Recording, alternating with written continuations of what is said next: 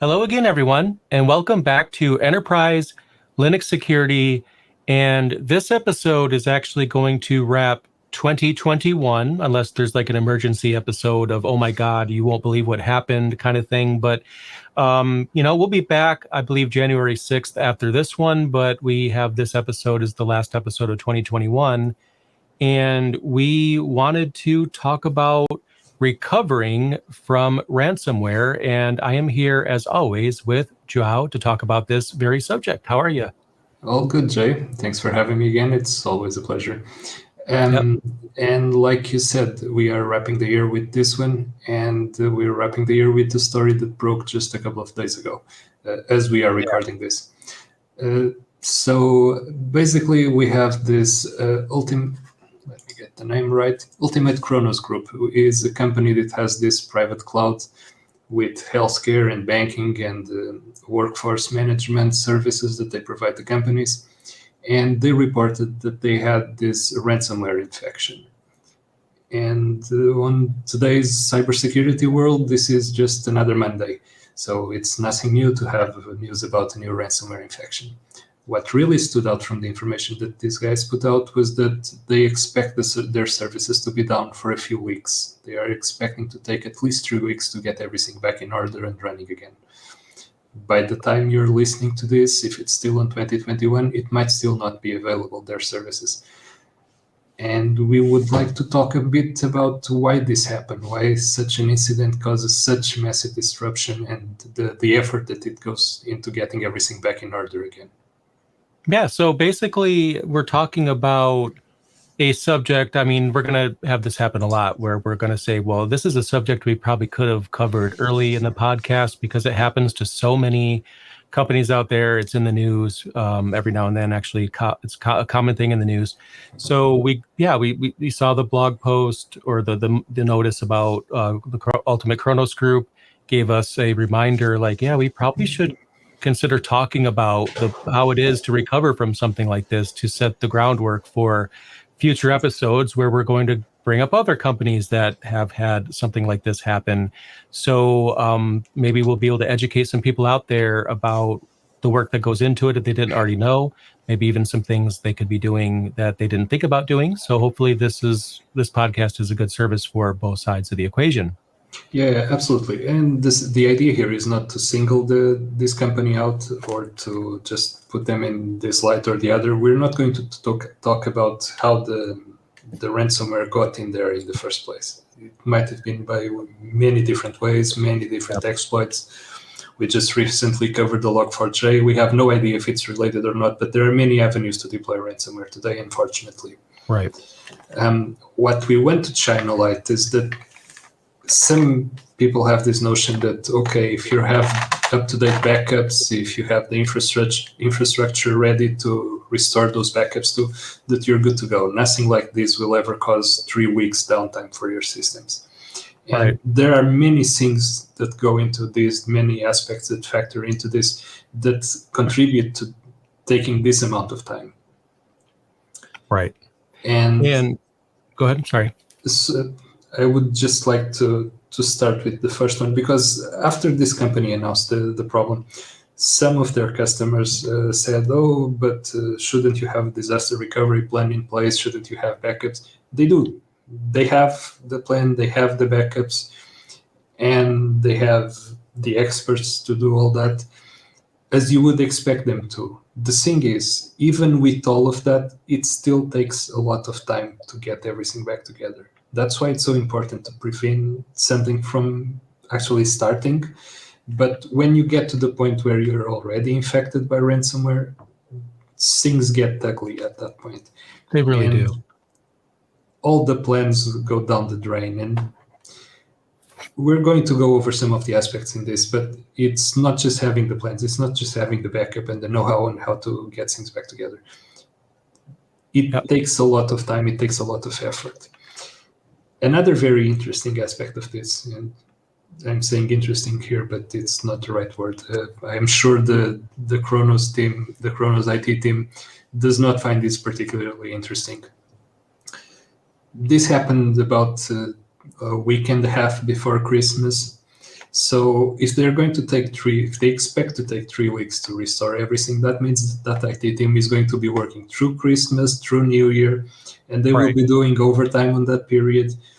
And to top it all off, and this is the real cherry on top of all of this, their payroll systems have been affected by this. So that means those people that are working on solving the issue will get their payroll later than they were expecting it, during Christmas, during New Year. So yeah, I really feel for that team.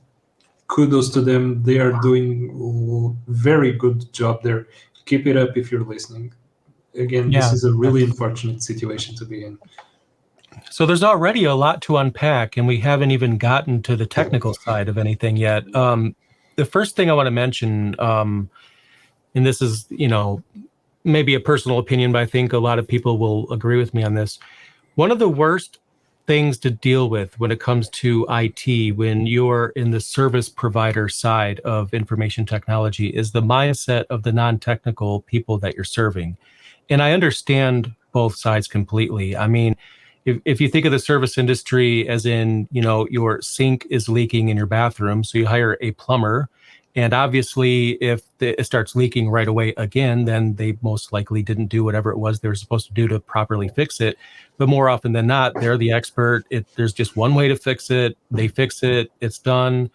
And that same mindset people will have towards IT, where it's like, well, you guys shouldn't be having this problem because you should be able to make your servers completely unhackable and bulletproof and infallible because you're the experts. That's why we pay you. And it's really hard to communicate to people that we're the experts. We can help you out. And this is just a general industry thing, not targeted to any one company, because I've experienced this at many different jobs, where the customer, understandably, their systems are down, they get upset because, they're paying this company to take care of things for them. Why are they having an issue when they're paying a lot of money for this?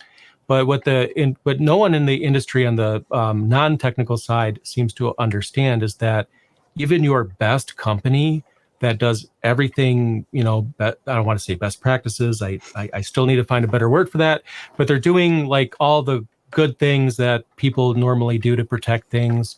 And the reason why this is so complicated is because there's always another way. There's, you fix this, you open that, you fix that, then this other thing opens up, and then you come out with this really good backup strategy, and then, oh yeah, but this other thing kind of could still happen. And it's just this web with all these different directions and endpoints and things. And it's really, really, really hard for people on the other side to understand that, and that gives the administrators more work to do.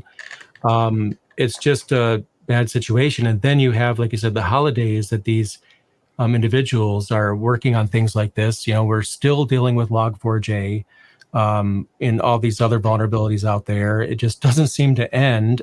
This is just like the most exciting industry for all the right reasons and also for all the wrong reasons at the same time, depending on what you're going through. Yeah, and you could be doing all the right things, and a new vulnerability comes up that takes it all apart, and all your work was for nothing, basically.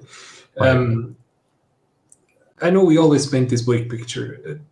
It's not so bleak. The work is great, and it's interesting, and it's a fun job to do. But it has these issues that you need to work around, and you need to solve security. You need to solve issues around user complaints. You need to solve issues with people management. You need to solve lots of things on this work. But the work is great, and it's fun, and we love doing it. And don't let us change your mindset on that. If we come up with these stories, it's because those are the ones that stand out. The rest of the time, this doesn't happen. Okay? So I just wanted to point out, because we usually have this bleak, at least I know I fall into this trap of having this bleak conversation about how bad things are and all that. That's not always the case, okay? New vulnerabilities do come up, and we manage to deal with them, and we manage to find some way to work around them. That's not the actual issue. Yep. Getting back into the story here and why they expect to take 3 weeks to get their systems back in order. It's because, in my view, and again, we are only working on the publicly available information. We don't have the technical details on that, but it's easy to extrapolate why it takes so long. Even if you have up-to-date backups of all the systems that were affected by the ransomware, there is one very important factor here that you need to consider before you start restoring any data at all. You have to regain trust in your infrastructure again. You have to make sure that you caught every single last trace of the ransomware infection before you start putting back the data that was there. If you left one system because you either forgot about it, or it wasn't properly audited, or it wasn't on the inventory list, and it was also infected with ransomware and you forgot about it, the only thing that you'll be doing is feeding the ransomware more data for it to encrypt. So Right. You're going to be restoring systems, you're going to be bringing them back online, you're going to be letting your users back in again to use them, and then after a few hours, everything is encrypted again and you have to restart. And that's the worst thing that can happen, because then it's going to affect the trust that your users have on the systems. So you really need to regain the trust on your own systems. You need to be completely sure, 100% sure, that you caught all the traces, that you correctly identified the attack vector, the way that the ransomware infection got in, you closed the holes that allowed it to get in the first place, and you completely removed it from whatever systems are still running. And that's before you even start to consider how are you going to restore all the systems. Yep. I've even seen some companies rebuild their deployment image, their standard deployment image from scratch, because they don't want to risk, like, if at some point in the distant past, like something got in and it had some kind of time where it was executing itself and waiting, because sometimes these things get in and they have I think you call it like a time bomb, logic bomb or something like that. When a certain situation is true, then they activate, so they can kind of be dormant for a while in the images. You don't know they're there. I've seen some. I'm not saying everyone should do this, because you have to evaluate this for yourself and your company and figure out how you need to do this. But I have seen some people, I'm not saying this is the right way or wrong way to go, just strip it, let's redo the image, let's reinstall a fresh system, build the software into it. We know it's isolated from the public internet, it's fine. But like you said, you have to regain the trust in the system. And that's the thing that I think is probably hardest for the non-technical people to understand, because from their mindset, they're just paying for this service and they want to get the service that they're paying for. And the company providing that service, they want to provide that service, obviously, because that's what they do. That's how they make their money. That's how their business is. So it's in their best interest, of course, to get it up and running as quickly as they can. But we have to be understanding the situation. Unfortunately, it is the way it is. No one wants to be down, but if that's the way it has to be for things to be fixed the right way, we're just going to have to go along with it. Yeah, absolutely. And like you said, the backup could have something in it. Imagine that this wasn't just a simple ransomware infection, that it was a hacked system that had laid there dormant with the attacker using it now and then for months now. It might already be in the backup. You might already have the backup with the affected system in it. If you restore it again and you put it back in place, great. The hacker will just get in again and deploy whatever he was using before. So you really want to make sure that you're doing things right and that you're auditing whatever you're doing before you even start to consider just getting data back on the systems. And okay, you can tell me, there are backup vendors that claim that there is this zero-time restore thing. The only thing that those solutions give you is a view of the data as it is on the backup medium. So if you're backing up for a storage appliance somewhere and you want to do that instant restore thing, what you're doing now is exposing the data that is in the backup to the ransomware. If you haven't managed to catch all the traces of it, it's going to encrypt the backup. Okay, and that's the last thing that you want to happen. And that is why it's so important to regain the trust in your systems, even if it means that you're going to take longer to bring it back together and back up online. And this is something that usually trips people over, because when something like this happens, usually the indication that you get from management is, okay, just restore the backups and get everything back online as quickly as possible to restart business. And that's not the secure way to do things. That's not the correct way to do things and to respond to an incident like this. You need to understand the incident. You need to understand the attack vector. You need to correctly identify the holes that allowed it to get in the first place. Yep. Only after that phase is complete, only after you're completely sure that that was how they got in and that was the system they were in when this all started, that's when you can start restoring the backups. Yep. And at that point, another struggle starts, because if you have terabytes of data that you need to restore for different systems, you're going to be bottlenecked. You're going to be bottlenecked by the speed of the storage, by the speed of the network, and transferring that amount of data is going to take a very long time. And that's a technical term for it, a very long time, because it's really hard to estimate. You know, you have this amount of data, but when you're not just restoring to one system, you're restoring to multiple systems at the same time, you're not just adding the time one after the other. You're going to have compound effects here on the bottlenecks, so that it will take more time than restoring one at a time. So it's a very long time. It's a technical term for that. Yeah. And it's going to take a very long time to get the restore operation done. That's why these guys are estimating 3 weeks. And to kind of give some more context around this, and by the way, nothing I say is final on this, because it's just my experience. And I think the unique part about this, is that, I mean, it's like every experience is unique. Your experience is unique. How they got into your servers, if they did, is going to be unique to you and your infrastructure, how you have it set up. There's no one way people do things. They do things to get into the system the way that they need to, or the way they find. I worked on a system once, and I actually found this fun. I mean, I was, obviously sad that the company had to go through this, but if that had to happen, I'm at least, if I'm looking into this, it's kind of like detective work. So, I had an image of the server, and I restored the image into an isolated hypervisor environment where the firewall is such that it may as well be like a disconnected virtual network cable, because this thing can't even contact LAN. Like, the virtual network cable's unplugged. It's literally like a machine with no network capability that I'm just poking around and going through the logs. And at this point, there's probably like, I don't know how many tens of thousands of lines of log information to go through, trying to find the exact point that something got in. If they're not good at covering up their tracks, going through all that information just to find out how they got in there, running the find command against the web server directory to find files that were modified within a certain amount of days, to see what was changed that I can't trust in that directory, and just kind of going through it.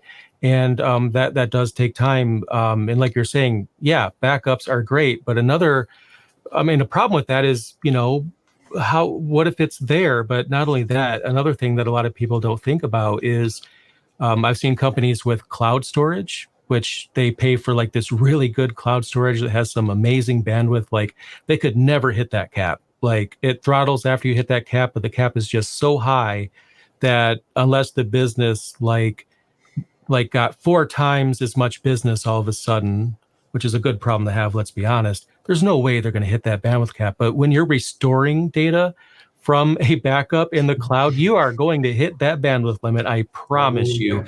And they will slow you down so much that it will take orders of magnitude longer to restore. And the last time I looked at this, I want to say it was EFS on AWS. At that time, I'm no longer up to date with AWS. I don't know if this is still true.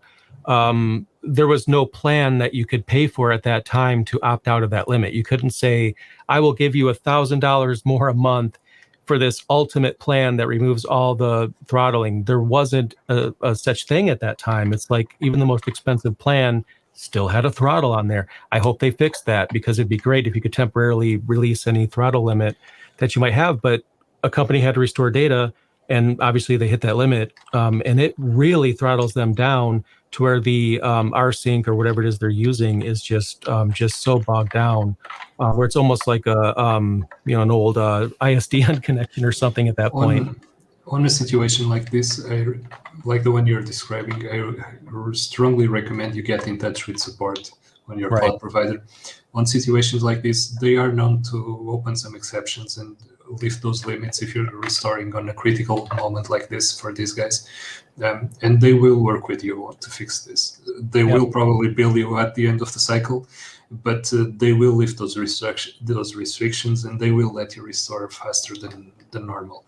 That's a really good point. Yeah, communication, very important. Communication. And I mean, these guys, they know the industry. They know these things happen. And I've known from past experiences that this will you will get someone who understands this, and they will work with you on solving this. And this is true for most cloud providers. I've obviously not worked with all of them, but for the big ones, they will more than likely work with you on fixing this. Yeah, and it's mutually beneficial for them to do so because they want your business and you are using their services. So it's a one-to-one match. You please help us out. We're a loyal customer. Absolutely. Yeah. And that's just something that happens. And again, if you're restoring, there was this service, and I recall Microsoft making some fun publicity around this a few years back. When you were migrating your data center, your on-premises stuff to Azure, if you were a large enough customer, they would ship you this small rack on wheels that you would connect to your infrastructure, copy the stuff over to it, and then ship them back to them, rather than uploading the data through the internet. So on a situation like this, it would obviously cost you, but it could probably be arranged for them to copy stuff on something similar and ship it to you, rather than you having to download everything through the cable. Depending on the situation, it might be feasible for one of those solutions to be implemented. Again, talk to them, get in touch with support, and make them understand the problem. They probably won't do this for mom and pop store in the corner, but they will do this if you're a company of any size that bleeps on their radar or something like that. But get in touch with them. They usually open some exceptions for this. Yep. And don't assume they'll say no until you ask. Yeah, obviously. Do not assume they will refuse this. This is a critical situation. They understand the issue. They know that these things happen, and the stress that your team will be in on a situation like this. I can imagine and totally relate with the IT teams at the UKG group. The work that those guys are doing during Christmas and during New Year and getting their systems back together, and the stress level on that team to make sure that everything is going perfectly fine. I can totally relate to that. And again, kudos to them. They're doing the good work there. Yeah, that's absolutely the case. So what are some other complications? I feel like there's no way we're going to list everything, but obviously every situation is unique. I know there's many other ways that this could be challenging that makes it the case that, a company might not be able to be up and running that same day, and it takes several weeks like it will probably take with these guys. There is something else, and I believe these guys have also stumbled on this. They obviously asked for law enforcement to act on this matter. They were large enough, and they are important enough, and they have the customers on the banking and healthcare industries to actually make that meaningful. But they reached out to law enforcement, and one thing that law enforcement needs when something like this happens is that they need to image the systems that you have running for using as evidence and for using for inspection. And again, that will add to the time that it takes to get your systems back online again. It's not just a matter of going there and pulling out the hard disks. They will create copies of those hard disks and take with them for further analysis, or even the servers. At some situations where those disks are encrypted with, say, a TPM-based encryption, like Windows has BitLocker and Linux has the same on BTRFS, for example. But there are encryption that depends on the hardware, so they will take the servers for further analysis and investigation. And that adds to the time that it takes for them to get the systems back up again. So that's another complication that is just piled on top of everything else that's happening at the time. Because you have to remember that during the downtime that you're having, your customers will keep complaining. They will keep raising tickets, and they will keep asking, is it done yet? Is it done yet? Is it done yet? And you're going to have to keep saying, no, it's not. No, it's not. It's going to still take some time. And at that point, you have angry customers. And that's the last thing that you need, because they are usually very vocal. And it's been visible on the comments that these guys have had. Again, we are not in any way affiliated with them. We just saw the news. But some of the comments on the initial press release that these guys put out were vicious. Come on, I mean, why don't you have a disaster recovery plan? Why don't you have a business continuity plan? And the thing goes back into trust again. You could have the best business continuity plan. If you don't trust the infrastructure, to be completely free of the ransomware, you shouldn't bring it online because you're just feeding the ransomware. Right. It's the last thing that you want to do. So you have to bite the bullet and keep the systems down until Right. you make sure. And getting that trust, I can't stress how important that is and how hard it is to regain that. Because as a sysadmin, if you've had a hacked system, you're never going to trust that system again until you reimage it, wipe it, and get stuff installed again from zero. You will always doubt the backups that you have of that system. Right. It happens. If you know anything about the business, that's how you're going to look at that system after it gets restored. What if I picked up the malware on the backup? What if it's already there? What if I'm just deploying it over again? And you don't want to feel like that. You don't want to take the risk that other systems are going to get compromised because you're going to be restoring the malware again. Yep. And that takes time. It's just a fact of life. It takes time to regain that trust. You need to audit everything. You need to watch the logs again. You need to probably run the systems in isolation for a few hours or even days to make sure that they're not trying to connect somewhere fishy that you're not expecting. And that compounds, and it just keeps adding and adding and adding, and it reaches like 3 weeks. And you can be sure that these guys had all those plans in place. It's impossible to run a business of any size, especially of this size, with cloud components that they're renting to their customers, and not have those in place. It just does not happen. Right. It's not malpractice. It's not that they forgot to do something. It's not that they are amateurs or anything like that. That happens. It's how it works. And you could have the best plans again. On a situation like this, it takes time. You have to accept that it takes time. Correct. And I think, too, it's important for the non-technical people. I understand it's frustrating that your company's services are down and you've had some cloud company somewhere responsible to maintain that for you. But you have to understand, nobody woke up in the morning and said to themselves, wouldn't it be fun just to keep the systems down a little longer? Like, that'd be so fun. We should totally just keep it down, keep everything. We should just like delay fixing anything because downtime is fun. Like, nobody wants this. And especially any other company, they want the problem fixed just as much, if not probably more than you do, because this is what they do and it's not in their best interest. And if it was as easy as the comments make it out to be, like the disaster recovery plan and whatever else they were saying, it's like, well, yeah, if it was that easy, we wouldn't even be where we are right now, because obviously we would have done that if it was that simple. And they're not amateurs. It's just people, they get irate about it. I understand it's stressful, but no one decided that they just wanted to have a problem and wanted to be down any longer than absolutely necessary. But they want to fix it the right way, and it's in everyone's best interest to fix it the right way. Yeah, and you obviously want to run security checks after you restore the systems before getting them back online and publicly accessible. So you're going to be running security checks. You're going to be bringing in pen testers from the outside, preferably, that are going to be trying to attack your systems to make sure that they don't find any other holes that might be there that you haven't noticed. And you want to bring in fresh sets of eyeballs, for example, people that are not so used to the systems that they don't see the odd things in them. Right. After a while, you get this sense of familiarity with something. You don't notice something strange happened there. You're just so used to it being that way. And people brought in from the outside who are not used to working on that system, they will notice it.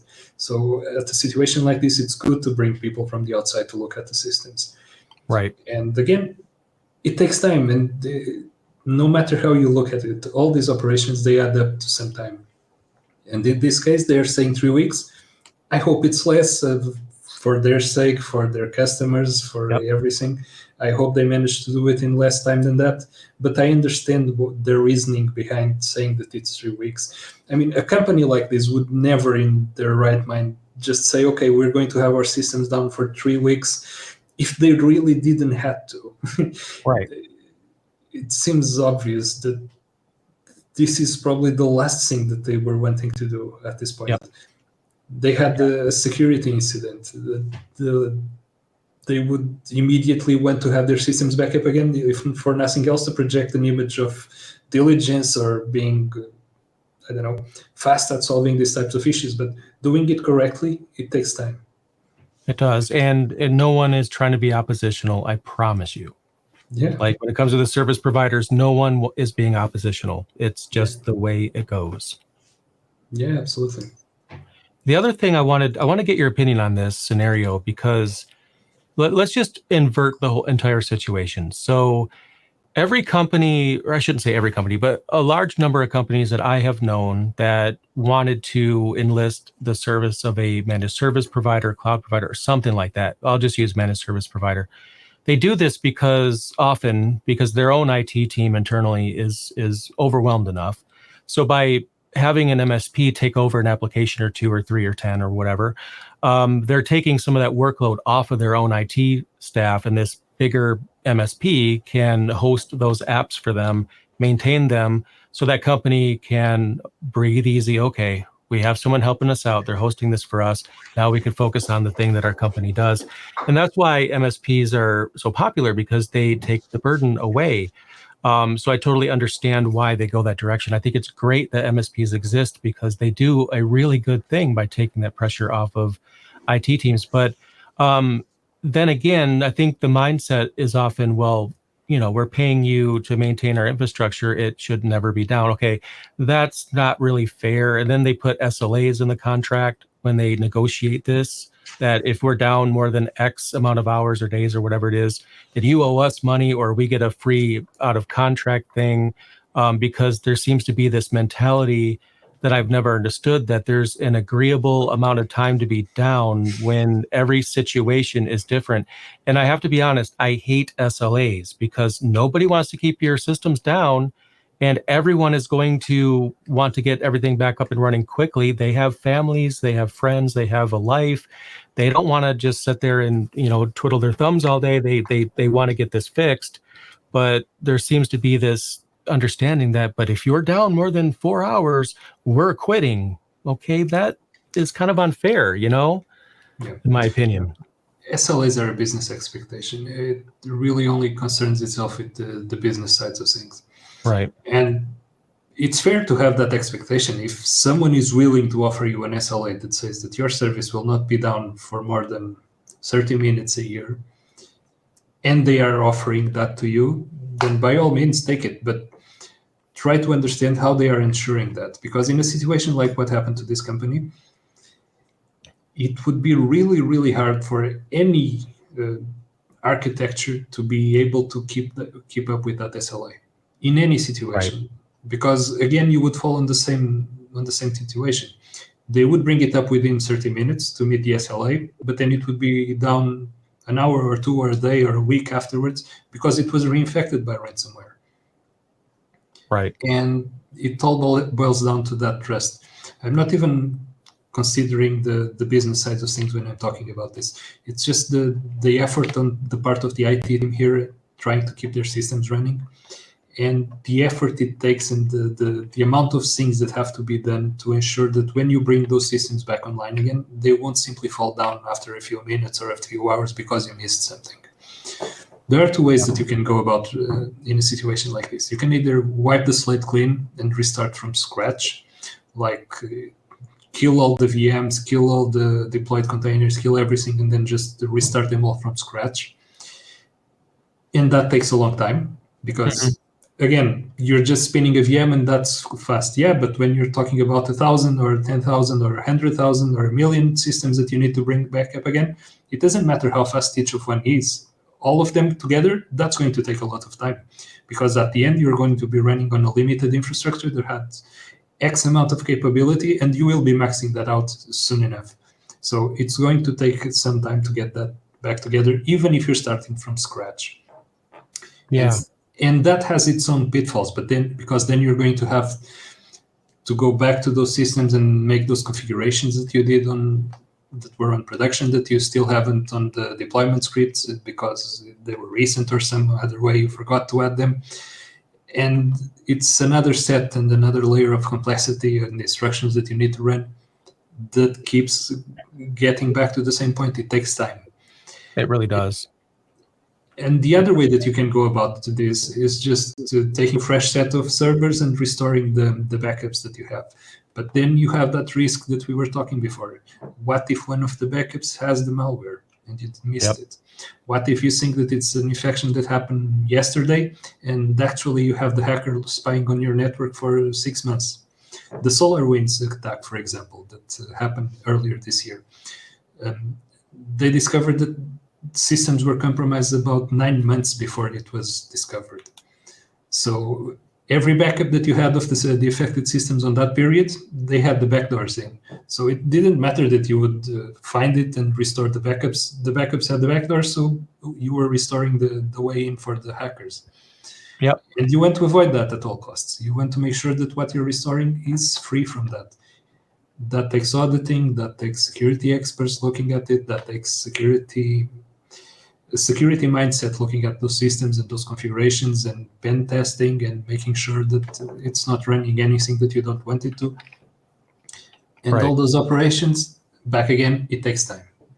I've even seen some companies out there that, utilize MSPs, or even MSPs themselves will have this entire other data center that's like their cold data center, but it's synchronized. And, hypothetically, you could bring those servers up when those servers come down and point DNS over to the other data center, and it's just down as long as it takes the time to live for DNS to map over. But the problem there, again, the system was syncing to the other data center, and that backdoor or that vulnerability malware, whatever it was, is probably already on there. Or those encrypted files were already synced to the other data center, and you have the ransomware in both of them. And that's a disaster, a good example of a disaster recovery plan.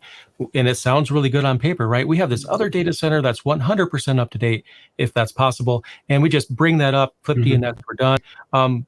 That does sound great, but like you said, files that are infected or encrypted or backdoors or whatever it is, if you're syncing from one to one, then you're syncing the problem also to the other end as well. So no matter what, I think that's when it comes full circle, because no matter what brilliant, and I think that's a brilliant idea, no matter what brilliant idea you have come up with, either as the IT person in the MSP or even the company that's enlisting the services, there's another way around that. There's another, but what about this that you add on top of that? And there's no end to the, but what about this? There's always another way. So that's really our problem here. Yeah, on a more relatable level, that syncing between data centers, you can think of it like a RAID 1, for example, where you have one disk mirroring the other. If you delete a file, it's deleted on both of them. It doesn't matter if it's syncing between both hard disks. The file is gone. Okay? Yep. This is exactly the same thing. If you have a RAID in your computer and it gets ransomware infection, it doesn't matter. A RAID doesn't protect you against that. The file will be encrypted on both disks. It doesn't matter if you pull one disk out and try to recover it. It has exactly the same content. And when you're syncing data centers, it has exactly the same content. Exactly. And that's the issue there. So there are probably technical ways around it that are very convoluted, that are only at the reach of bigger and bigger cloud providers. But it's really tricky to find the correct architecture that makes this work and makes those SLAs workable. In a situation like this, it's really tricky to protect against. Because of this, if you're keeping systems online as replicas to make sure that you have something to bring up in the event that one fails, you don't want them to be syncing like this. But then if you're not syncing like this, you're going to be missing data. And you don't want that either. So this is a trade-off here.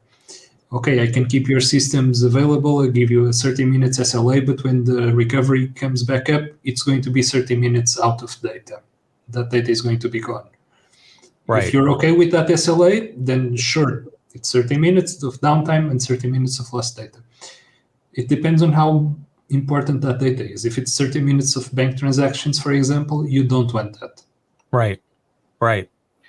And there's other scenarios that you might think protects you from this scenario too, where, the mindset might be, well, this happened yesterday. That's when it started. So let's go back to last Friday's backup. or if it's a company that has, a site that doesn't change often, which doesn't really happen. Let's go back to last year. But what if they had, something in the system that triggers on December 1st of whatever year, and it made it into their systems in, February or something? It's like, then the clock rolls around, everything seems good for months, and all of a sudden, why are we dealing with this again? Didn't we deal with this last year? And then, in the RAID example is a great one. I like that a lot because that is a really good example. But even then, sometimes it's not even crypto miners or malware or anything. It's literally like the hard drives were sourced from the same, like you ordered them the same day. They came from the same assembly They die at the line. same time. And one of them has a mechanical failure, but because they're all from the same run of hard drives, they both go at the same time. So that's the issue. No matter what clever idea you have come up with, there is always the what about situation that's added on top of it. And that is why we really have to understand that we need to do I think we are, and they are doing their due diligence already. That's what we do in this field.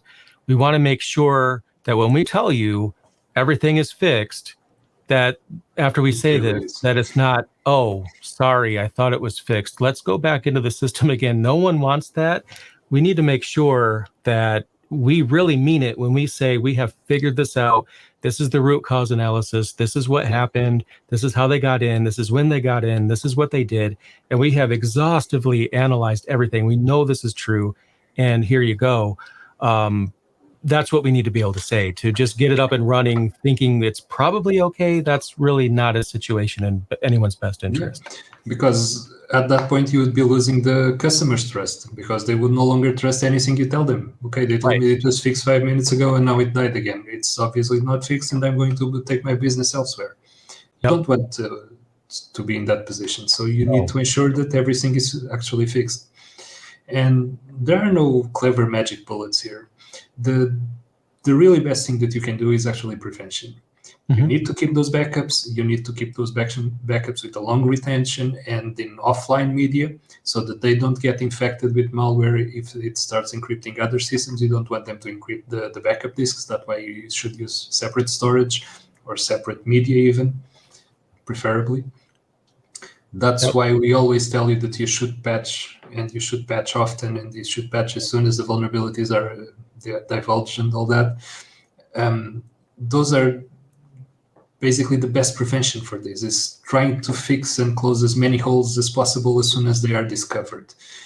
Don't wait with the patching window. If management doesn't want to allow a patching operation for a critical fix that you know is very important, and they are only giving you that maintenance window for 30 days from today or something like that, make sure that you give them all the arguments that you cannot be exposing your business to risk for 30 days for a vulnerability that's critical, for example, or even further than that. Make sure you let them know about that. Make sure you leave it in writing that you told them about that, because at the end of the day, on the Kronos group sync, I'm sure somebody is going to get on the tail end of this. And you can bet it's going to be one of the poor suckers that's right now doing the grunt work there. And that's really bad. And that's really something that shouldn't happen, but it does. Absolutely. So, make sure you keep a track record of everything, but patch often. Don't wait for the next maintenance window. If those are critical vulnerabilities, keep an eye out for new vulnerabilities. Make sure you're up to date on that information. Find vendors that can support you on this. There are vendors that can support you on this. There are vendors that provide you live patching service. And here I'm talking about my own, obviously, about TuxCare. We can provide you with TuxCare, with live patching services, but we're not the only ones. I'm not recommending us just because there are more out there. Look it out. But for your own sake, for the protection of your services, do try to keep them up to date as much as possible. If patches come out, warn your users that you're going to have an extraordinary maintenance window and your system will be rebooted or something to deploy updates. If it has to, do that rather than, because when you reach this point, when you reach the point where the ransomware is already in the systems, then it's going to take a lot more time to fix. if nothing else, that's a great argument that you can use with your management to let them know, okay, you're not going to let me patch the systems today, but if this breaks, then we're going to be down for 3 weeks like these guys were, and show them this story, because this is going to cost them millions of dollars of downtime, this downtime here. Sometimes that's what it takes to get people to understand. Yeah, if nothing else, this story will help you convince management that you really need that maintenance window to happen today. Right. And obviously none of the things we mentioned are 100% fixes, but are just things that everyone should do. You mentioned live patching, definitely look into that. It's obviously not going to protect you from everything. And there's all kinds of services, like you mentioned, TuxCare, another one. I'm pretty sure that, if I'm not mistaken, when you have some enterprise Linux, subscriptions for things like Ubuntu, there's the Ubuntu Advantage program. You might already have live patching in your agreement as something that you actually are paying for as part of your package that you might not even be using, that you could turn on. Have a look at that. If you're paying a provider for your services, if you have Ubuntu Advantage or whatever if you have Red Hat or what have you, you might already have that. There, like you mentioned, there's other solutions out there you could look up for live patching if that's something you want to explore. And if you can't make that happen, then at the very least, there's unattended upgrades, which isn't as good. But if you have like a load balancer and you could set up your servers to automatically update, and then they just kind of cycle through, you could kind of create the scenario that way. But then again, there's always another way that someone could bypass things. Just do your due diligence. Also, test your backups, and also do there's a clever term for this. I forgot what it was, where you just like have a empty data center in the cloud or something. You just like restore everything, like all your backups, your automation scripts, and you just do like a simulation of, oh my gosh, we have lost everything. What do we do? Let's pretend like we've lost disaster everything. recovery. Yeah. Just like, and there's other terms for that too. I forgot, but it's like you test that. You play through that scenario. If you are lucky enough to have a slower time, use it to spin up your entire environment segregated, siloed out, that your scripts are working. And I'm a one-man company, and even I do this. I literally delete things and just recreate them just to see what happens. Because I could be down for a few minutes. It's not going to hurt because most of my content's on YouTube anyway. So I could be okay with downtime, unlike most companies. But I just run my scripts on spare servers, make sure everything works. And I can't tell you how many times I have found that the scripts for automation stopped working, not because the scripts have changed, but something they're pulling from might have changed the URL, right? Or is abandoned. You can't get it anymore. So you've tried it 100 times and it works, but then the following Thursday you try it again, and what do you mean it's a 404? I just pulled this repository last week and it was fine. You really do need to test this. As many times as I've seen these scripts fail, like I know automation is great. It's not infallible. Yeah. And there is this Schrodinger's cat situation with backups. The state of any backup is unknown until you try to restore it. And in a critical situation like this, it's more than likely broken. So to try your restores, you won't. It's the trust issue. You can't trust your backups unless you try to restore them. Do try to schedule some time to try random backup system restores every so often. If nothing else, set up a lab in your infrastructure and try to random restore some systems into it. Make sure that everything does work as planned, so that when you have to, in a critical situation, you won't be caught blindsided by this if something breaks. And I don't know if this is a popular opinion. I mean, I know a lot of people don't have time often because we're overwhelmed, but I find that doing disaster recovery testing and spinning up, servers and testing backups, I think it's fun. I know a lot of people may not feel that way, but one of two things happens if you're the one that's writing the automation scripts and you're testing it out. It's like, oh, wow, look at my automation scripts. They ran perfectly fine and everything is just up and running, no problems. This is so cool, seeing all the work that I've done result in this this experiment, this test that was successful. Or you run it and something fails. That sucks, but you have learned something And you could then tell your boss, bad news, I found a problem in the automation script. It failed the recovery test, but good news, I've already fixed it. So if this was to happen again, or if we were to need to use this, then we'll be less likely to run into a problem. Either way, it looks good on you, right? Because you're testing it and you're fixing it. And it's fun to do because you see the result of your work. You see this, it's just so magical seeing your system spin up in this isolated environment. Servers come online, the software downloads, you get a 404 on your browser because they're not done yet, but then a minute later you refresh the page and then your company's app login page comes up and like, look at that. How cool is that? I only had to hit one button. It's great. It's fun to do this. It might be tedious for some, but for me, I think it's actually a fun thing to do if you're into automation. Yeah. Automation scripts is pretty interesting stuff. I really like it as well. Oh yeah. It's so much fun. Some of the clever, tricks that people have come up with to automate things that don't want to be automated, that you have this software where everything is hard coded in there's no arbitrary or relative paths. It's like full paths and it's different, and you can change the paths as they're going through. There's just so many cool clever workarounds that people thought you were going to a different direction there. I thought you were going to with the clever ways people find to not do the work. Yeah. And there's all kinds, and then obviously if you're certified like SOC or something like that, you're supposed to be doing this anyway. Many certifications out there require you to be testing these things, so you have to be doing it anyway to be in compliance. So, but then again, back to the main thing, it's all about mindset and understanding on both sides. And non-technical people need to understand, they don't want it to be down. You're not the only customer that they have. Believe me, there's other people yelling at them too. They don't want to be down. They don't want to have all these people yelling at them. So just let them do what they're doing to get everything back up and running. I know it's a bad situation. Just be patient. Let them do what they do. Give them some space. They're great people. Just let them figure it out and do their due diligence, which I know they will be doing. And it's in everyone's best interest to get everything back up and running. So, we need to create the culture that we want to see, like just, in kindness, understanding, just let them do their work. And as long as they're communicating with you as they go through it, like we've done this and then we've done that, they're working on it. And that's all you could ask for. Yeah, absolutely. Make no mistake. They are the ones most annoyed for having their infrastructure down. They are the ones that created those servers, so no one else is going to be more annoyed than them that they are down and they are not responsive.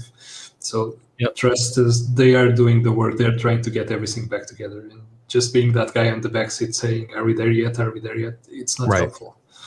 So in this situation, the company's servers are down. They have a forced vacation. Their company is offline over the holidays while their service provider have a forced no vacation because they're trying to get things back up and running. So it's just, thank you again. I know that we say this a lot to everyone working on these things.